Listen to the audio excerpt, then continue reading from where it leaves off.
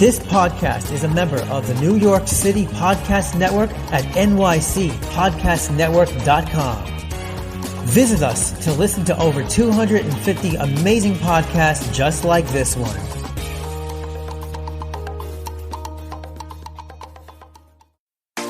Japanese street style is some of the cutest and trendiest clothing in the world.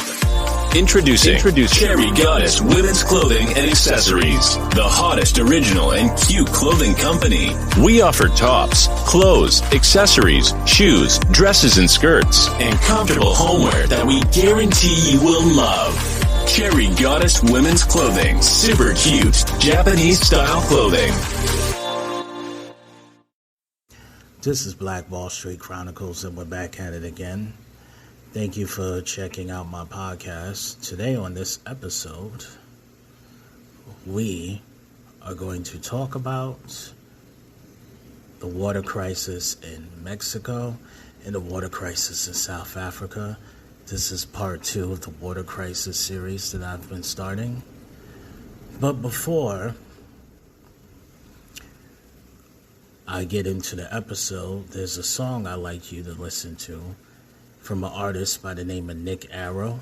The song is called Breakdance, and it's on the New York City Podcast Safe Directory Network. Thank you, and I'll get back to you after the song. Don't tell me to come down, down, down. Don't tell me to come down, down, down. 'Cause I'll never come down, down, down. Don't tell me to come down, down, down. Don't tell me to come down,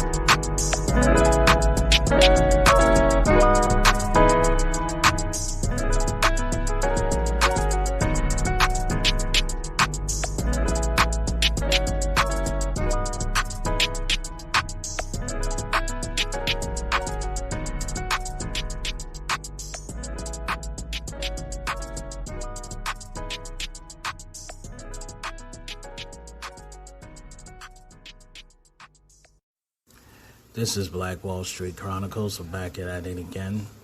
Thank you for listening to the song from Nick Arrow called Breakdance from the podcast New York City Podcast Safe Directory. You can listen to the song on iTunes or Spotify. Now, let's get into the episode. The first thing I'm going to talk about is South Africa. How South Africa may be the first country in the whole world that will completely run out of water. I'm reading this article from National Geographic. It's called Day Zero, What's Next? Cape Town, South Africa have dodged the Day Zero bullet, but all across South Africa, drought and rising demand is escalating a national water crisis.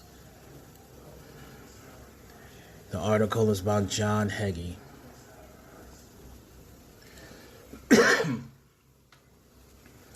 As the pellets of rain pounded the dry earth of the Eastern Cape this January, a man launched himself into a puddle of water created by a broken drain. This spontaneous celebration seems symbolic of South Africa's precarious but hopeful relationship with water. The country is desperately dry, making any precipitation extremely precious, but there are few long-term solutions to help ease the ongoing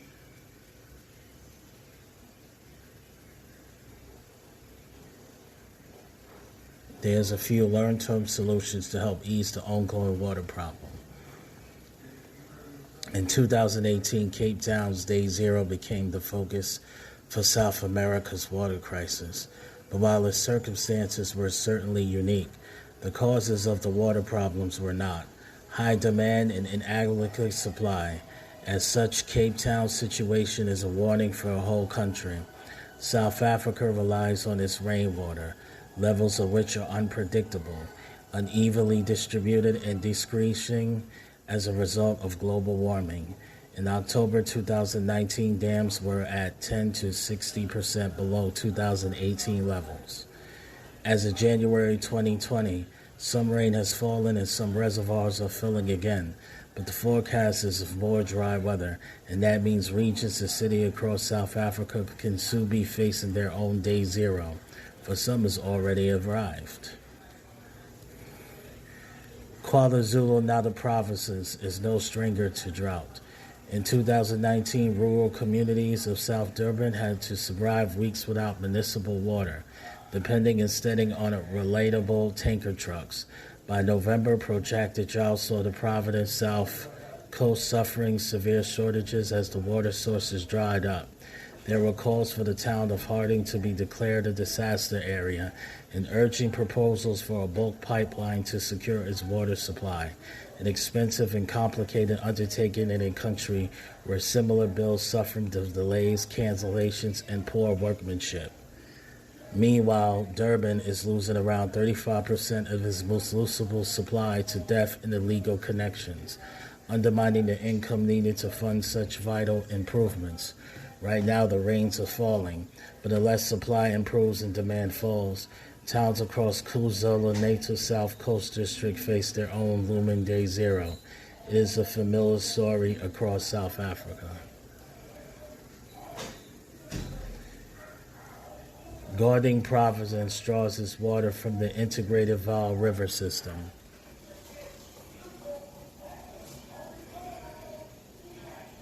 That includes a huge water transfer via the Texcoco Highlands Water Project. Last October, Johannesburg residents were hit with the precautionary water restrictions when the Vaal Dam levels dropped to 53% and planned maintenance stopped lesser water transfers for 2 months.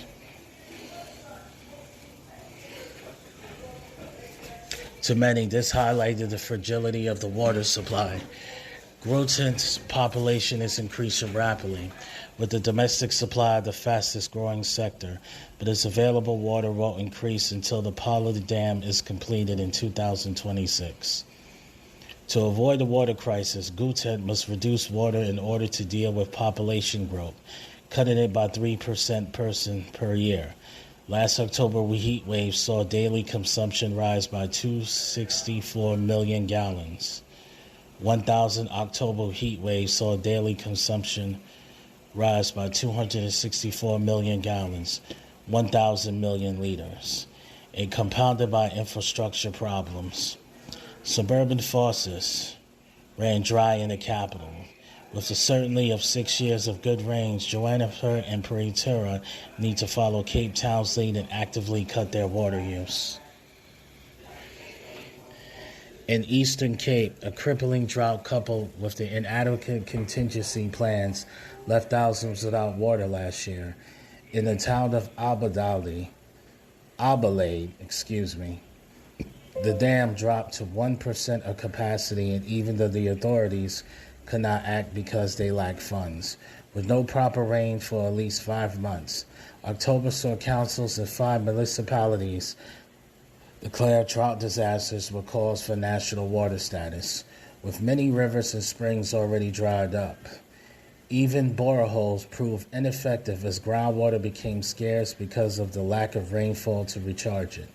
The water recently released from a dam on the Coosabeau River is providing some respite for towns like Butterworth, with supplies tankered out to surrounding communities, but the region is desperate for funds to be found for more substantial solutions to their ongoing water worries. Northern Cape's reliance on rain-fed agriculture has seen 7 years of serious drought devastate its agricultural sector. Abnormal hot weather and below-average rainfall has scorched grazing lands and dried up watering holes, with wholesale livestock deaths and crop failures, bringing financial ruin to farmers and spike in food prices. It is estimated that at least $40 million is needed to alleviate the drought's effects and secure more than 60,000 jobs depending on agriculture. The drought has also wiped out more than two-thirds of the province's game, and there is a threat of total water supply failure from certain towns. Kimberley cut its water supplies at night to reduce consumption. In January, the rain began falling again, but there is still a need for water-saving measures and more efficient methods of agriculture, from installing drip irrigation systems to planting crops that could survive the even harsher droughts that future climate change could bring.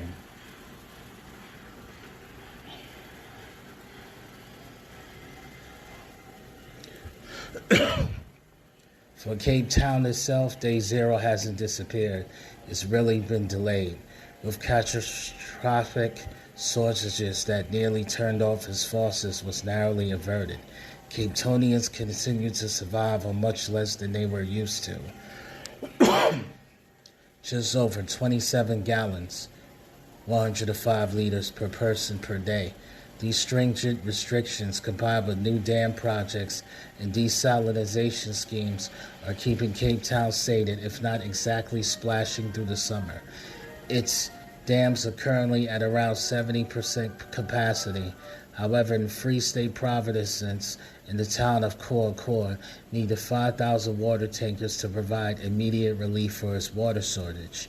While elsewhere in South Africa, the last couple of years has seen water restrictions in Limpopo Province, faucets running dry in Mpumalanga Province, and the allocation of $20 million to upgrade failing water infrastructure in the Northwest Province.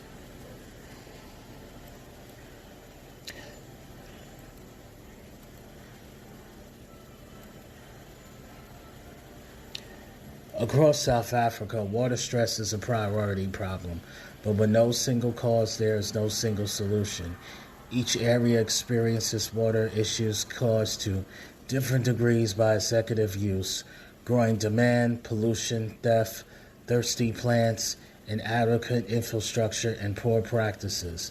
Solving these issues not only requires financial investment, but also a change in attitude. South Africa cannot support the water lifestyle some residents consider to be their right.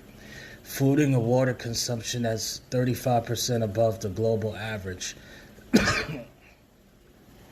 The draft National Water and Sanitation Master Plan laid it out clearly. Without a fundamental mind shift in the way that South Africa thinks about water, to accompany and underpin a massive $60 billion investment, the country will run out of water by 2030. It's a sobering message. While for many South Africans, a little rain brings hope. Hope alone will not guarantee South Africa's water supply. Yeah, so that's the article from National Geographic that's been written by John Hagee, talking about Day Zero, the day when South Africa will run out of water. That's very scary, you know? It's very scary that South Africa is running out of water like that. And I hope that the dams that they're building and their limited use of water will replenish their reservoirs and replenish their water supply. Now, I want you to listen to this other song by Nick Arrow. It's called You Got It Like Me, and it's also from the podcast Safe Directory Network. And after listening to the song, I'm going to talk about the water crisis that's happening in Mexico City. Thank you. I'll be back shortly. Are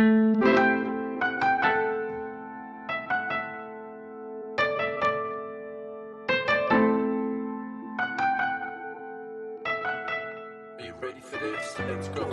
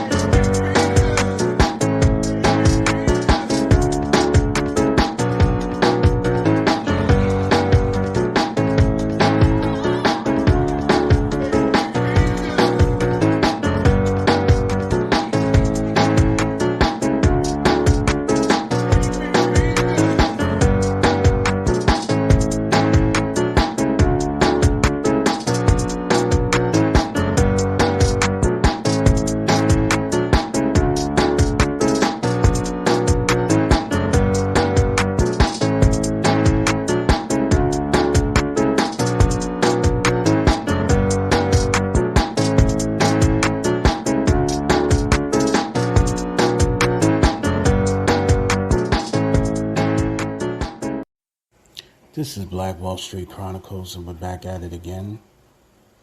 Thank you for listening to the last song, Nick Arrow, You Got Me. It is from the New York City podcast Safe Directory Network. Now, I'm going to talk about the water crisis in Mexico City. In this article by the Pulitzer Center, it's called The Search for Mexico City's Lost Water, and its author is Claire Potter.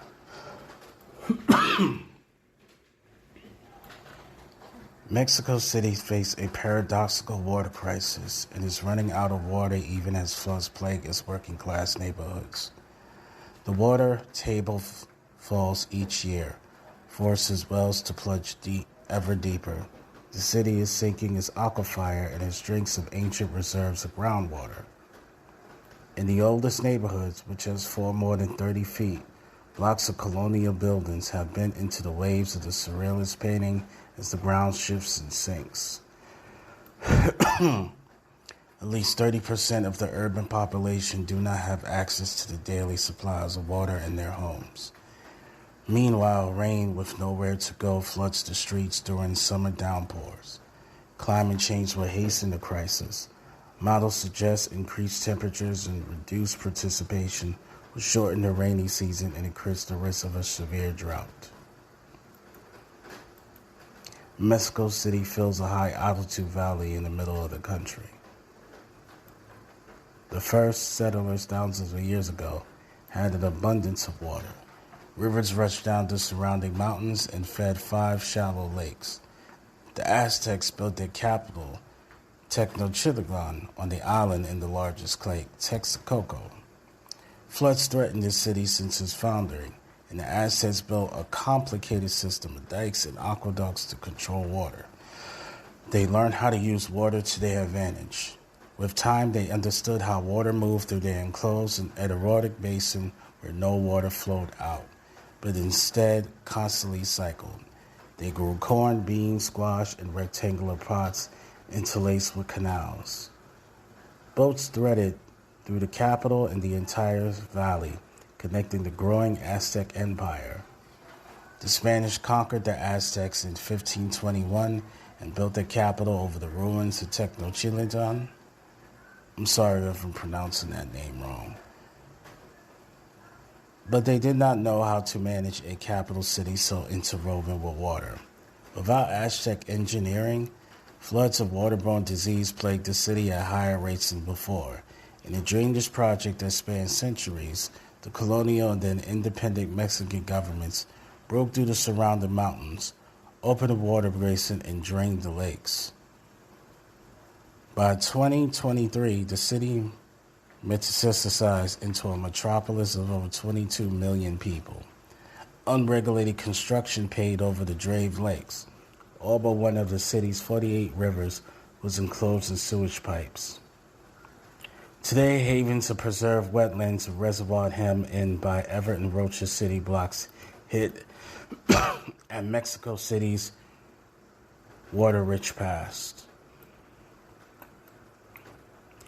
Massive infrastructure projects replace the natural water cycle with a linear system that extracts water and discards it outside the water basin.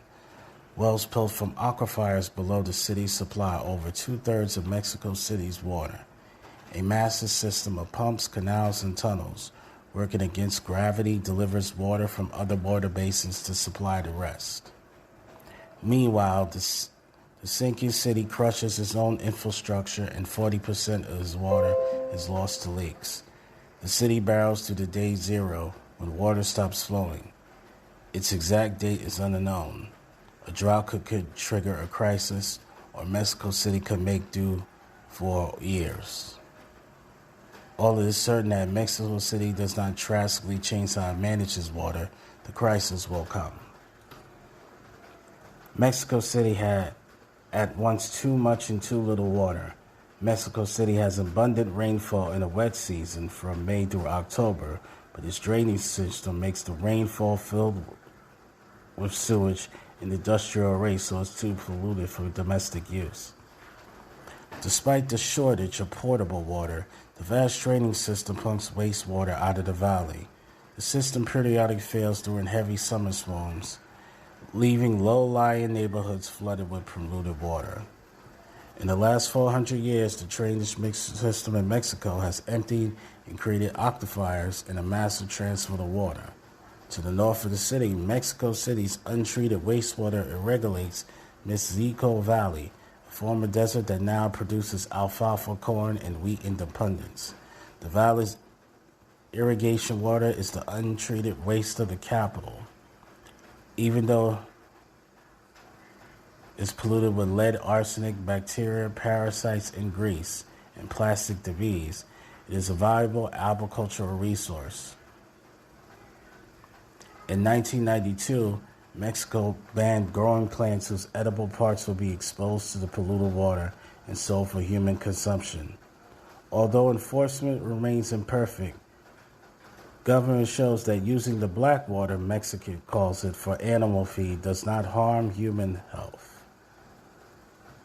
The transfer of water has been so vast and for long that a new aquifer is forming below the fields in Mexico.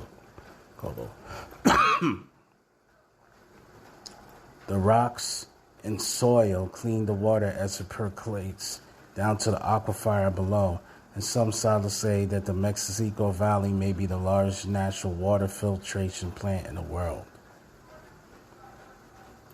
A new generation of urban planners, academics, and activists argue that Mexico City needs to rehabilitate its relationship with water to survive. They advocate that green and blue infrastructure, designs that mimic nature rather than fighting it, are the only ways to save Mexico City. The city needs to build a circular system where the water is used, cleaned, and used again, and needs nature to do that. They say green and blue infrastructure projects used to rarely ever receive funding. but the burst of projects in recent years use wetlands, trees, and native plants to rebuild the natural water cycle. We have a wrong-headed relationship with nature. Dr. Fabola Sosa Rodriguez, an environmental scientist at the Universidad Nacional Autónoma de Mexico. For centuries, the city has fought against natural water, when in reality, for water security, we need to nurture water and retain it instead of casting it out. 6 lanes of cars on either side of Acueducto de Piedad. The highway traces where a river once flowed. The Piedad was the first river that Mexico City enclosed because wastewater pollution made it a hazard to public health. The aqueduct is a raised lean apart in an attempt to resurrect the river. Elias Catan, an architect and environmental activist, launched a movement to recover the Piedad River nearly 10 years ago. He dreams of reintegrating the buried rivers into the urban water cycle. Thousands joined picnics at the river to persuade the government to rescue the river of sewage flowing below them. The intense public pressure and the police reaction that brought international attention, the government agreed to build a park that resurfaced the water hidden below the highway. Alejandro Avel Martinez, a biologist, designed small wetlands to clean 30,000 liters of sewage redirected from the enclosed river. That is merely a fraction of the river's flow. Avel's design displayed how the nature-based treatment could clean black water over the course of 1.6 kilometers. Biodigesters perch over the city host microorganisms that feed on organic contaminants. Then the water flows into a bed of hyacinths that draw out the sweet, sick odor of sewage. Gravity pulls the water through a series of small wetlands that grow in rectangular beds on each side of the path. And on the end of the park, the water is supposed to be clear, as it was when the park first opened in 2017.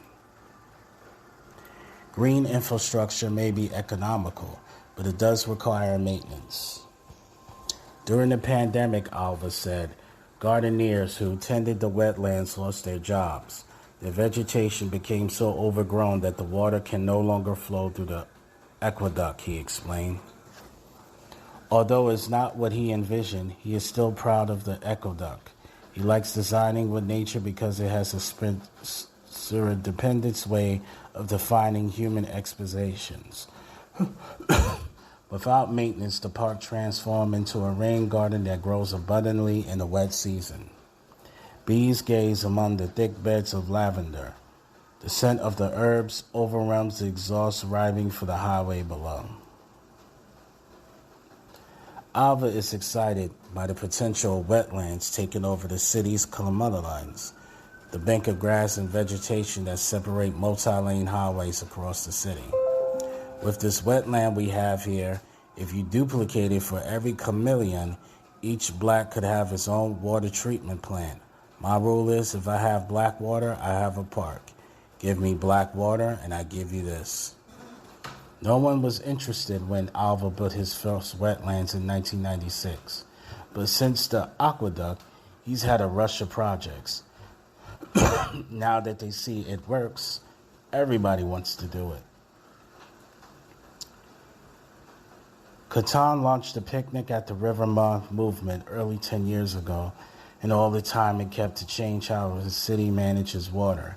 He taught us between grand visions for Mexico City's future and pessimism about its capacity to realize them. To him, the aqueduct is an example of Mexico's failure to maintain projects from one administration to the next. While he said, is it indeed progress that Mexico City's government now sees green infrastructure as legitimate enough to fund, he has seen no progress at the scale necessary to address the water crisis. The city needs to restore the whole water basin rather than focus on scattered projects, he argues. He insists that Mexico City needs to abandon cars and divert the millions it spends to highways onto green, regenerative projects. The solutions are there, the prototypes are there, the case studies are there, and the budgets are there. Everything has been proven, he said. Yet, he watches as the government adds lanes to highways and invests in car infrastructure, even though the majority of the city uses on public transportation.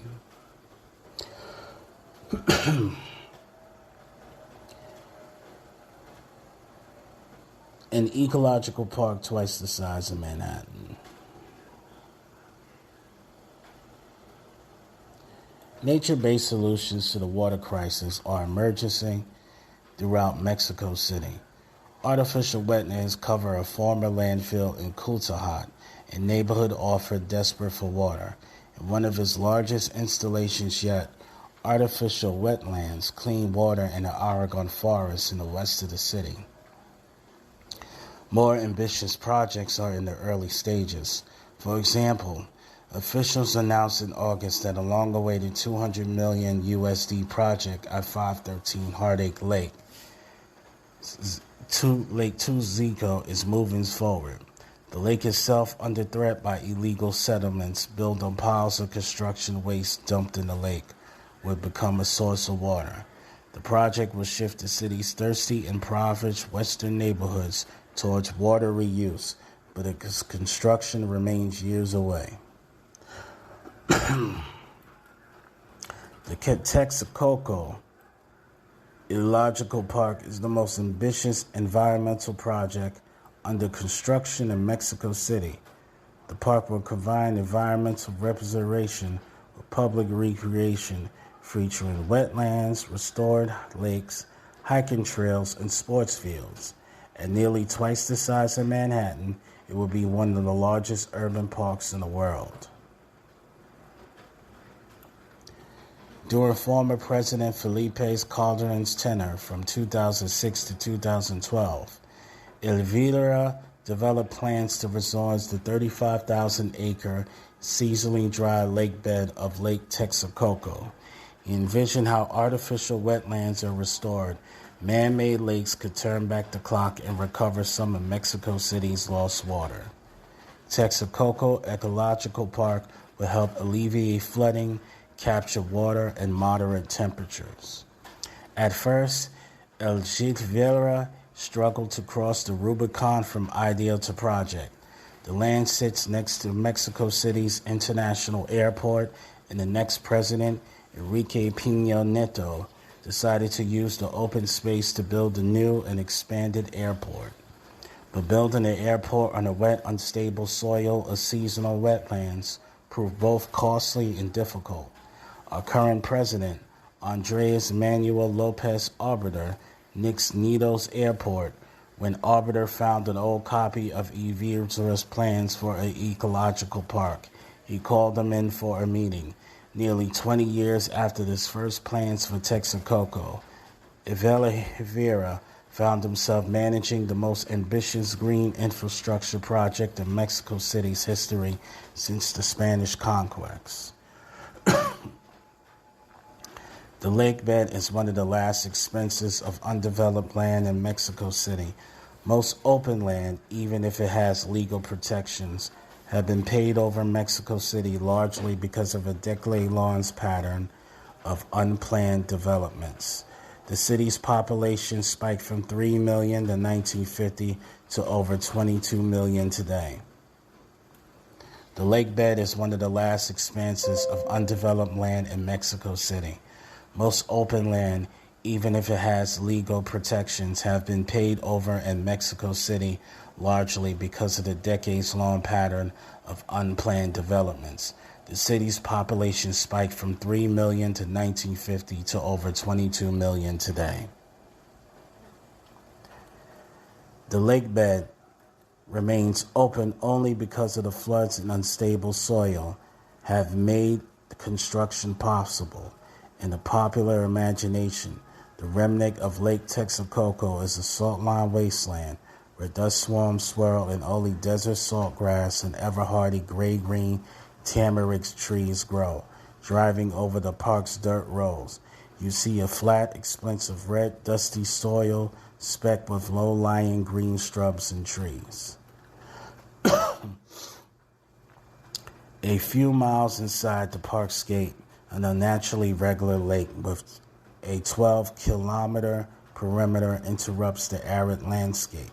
Constructed in the 1970s, Nabo Carrillo was an early successful attempt at ecological restoration. Enrique Pinnet, an engineer who recently helped repair Nabo Carrillo's banks, relished in explaining every detail of his engineering. Pipes flow from a water treatment plant, filled it with semi-treated wastewater when it seeps through the subsoil, which naturally cleans contaminants. He then, a series of pumps, extract the water for reuse and poor neighborhood on a mountain overlooking the lake. Pinnick's only regret was that the few cities had space for massive holding ponds that use the soil to clean and reuse water. For now, the Texcoco Ecological Park is closed off to the public. Armed guards stood at the gates when I visited the summer of 2022. Misinformation about the project is widespread, and everyone from an Uber driver to an acquaintance from an art class speculated that the park was behind schedule and failing to live the government's ambitious promises and a viable respiration. But it will say the progress is well underway, and that contrary to popular belief, the lake bed of Texcoco is not a wasteland. While the soil's levels of soluble salts and sodium exudes many plants, his team has found 200 individual plant species that have built a greenhouse within the park to nurture and reproduce the native species.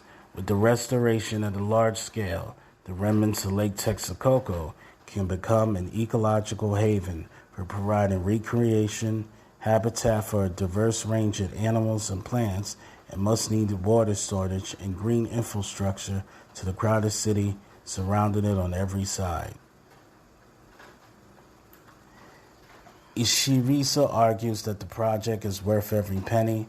The city in the Valley of Mexico that we can imagine in 30 or 50 and 100 years are radically different and economically more valuable and resilient if we recover our ecosystems and our relationship to water, he said.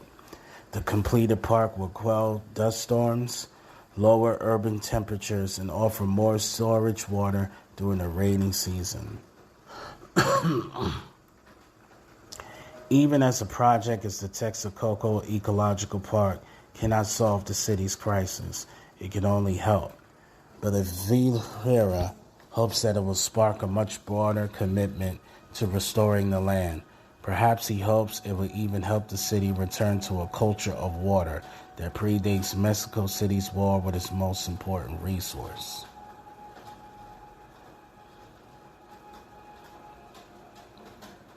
Looking for a solution as big as the problem. Building smaller, localized projects in Mexico City can take years because of political setbacks. Often when administrators change, the new party in power stymies the last party's projects to undermine their opponent's legacy, explained by a political scientist on the Black Round. However, many times there is not enough money to see the projects through. Loretta Castro Regalua, a landscape architect, and Manuel Pello Cohen, an economist with experience in urban planning, saw potential in a 10-acre garbage dump in a crime neighborhood of Iztapalapa. Water naturally pooled in the land where it cracks in the soil, let it filter down in the starved aquifer below. Castro and her team wanted to advance natural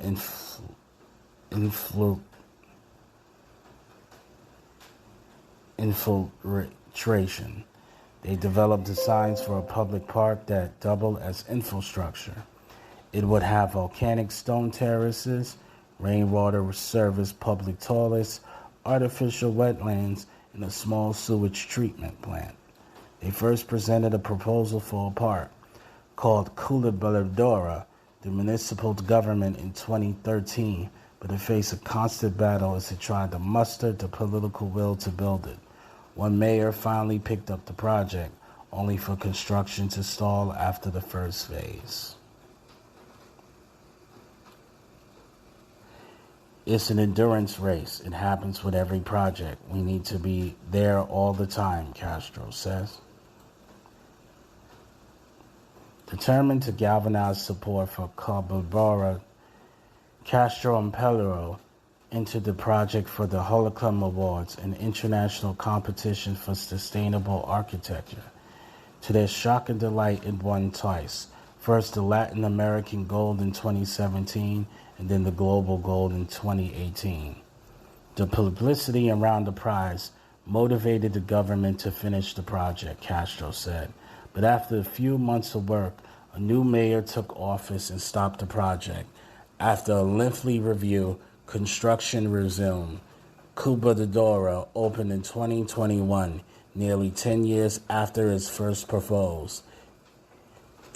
Yet Castro and Pelleiro lost control of the project during its construction. The government had to reduce the scope of the project as it exceeded their initial budget. The wetlands, the water treatment, and rainwater toilets were never built, but Pelleiro and Castro are glad that the water filtration system at Culebradora is popular with people who live in the neighborhood.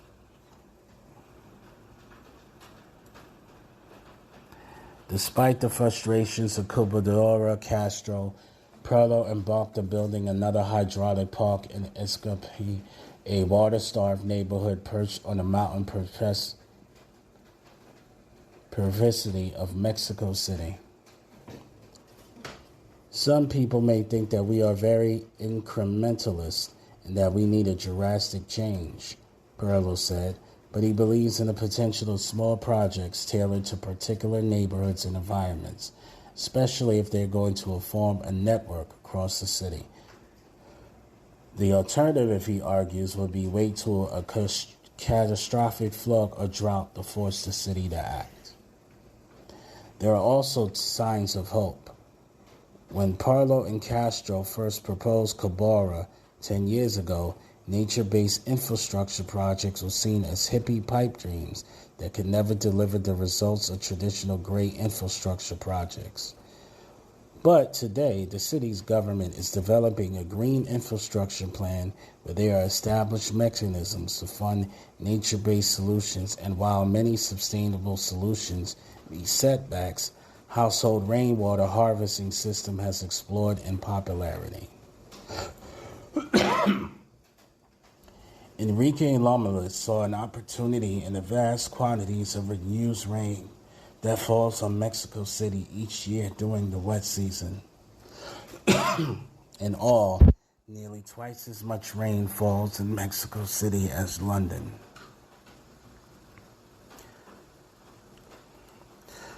The Rhode Island School of Design graduated work with other students to develop a small, durable rainwater harvesting system that connects and cleans the water that pounds on Mexico City's rooftops in the rainy season. They provide about 6 months of water for family and reduce flooding. Nominus co-founded Asa Urbana, a nonprofit, installs the system. In 2009 so far, it has installed 30,000 in Mexico. Other organizations has mimicked the technology.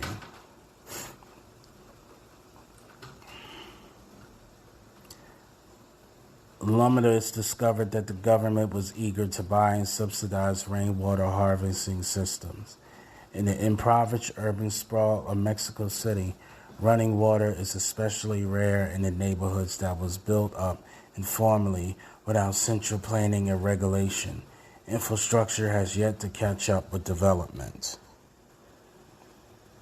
Municipal governments spend thousands on pipers or water trucks that go into neighborhoods without running water and face backlash from communities frustrated by inconsistent and insufficient deliveries.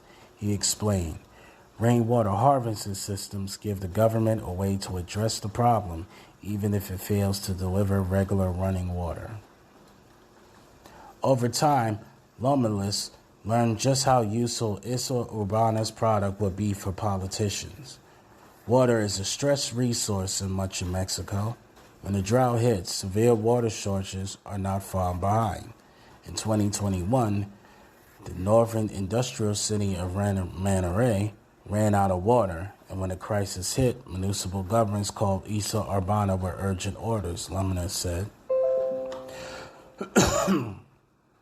These are complex crises. They actually don't have quick fixes, he says. And so whatever they want to do, whenever they need to do things, they can't do that quickly. And implementing these rainwater harvesting programs allow them to do something that shows that they are doing something.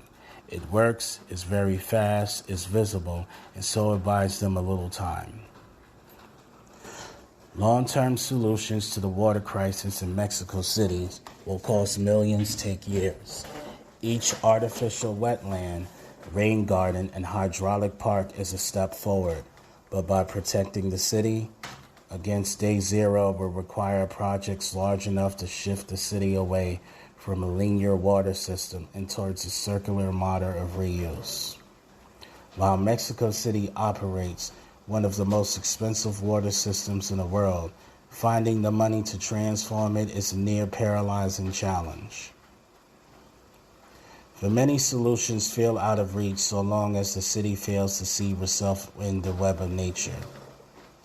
Cannon insists on using the word Canuenza, or water basin, to shape his listeners' identities around the natural limits of their water supply. For some, that philosophy is beginning to take hold. Valeria Hernandez, an environmentalist and mother, sees a growing environmental consciousness in her neighborhood. She lived in Exumamico, a neighborhood that is home to both crowded urban blocks and is the most important wetlands remaining in New York City. There, indigenous communities whose roots predate the Spanish conquest still nurture traditional attitudes towards water.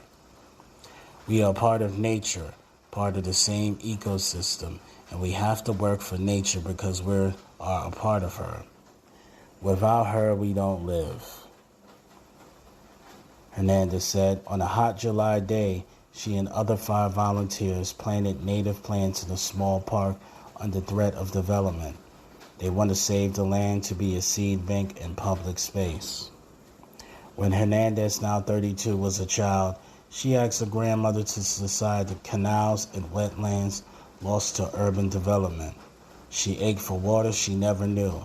She asked why so much was lost, and the grandmother told her that she didn't know. Her work left her no time to pay attention. Hernandez does not want to tell the same story to her daughter.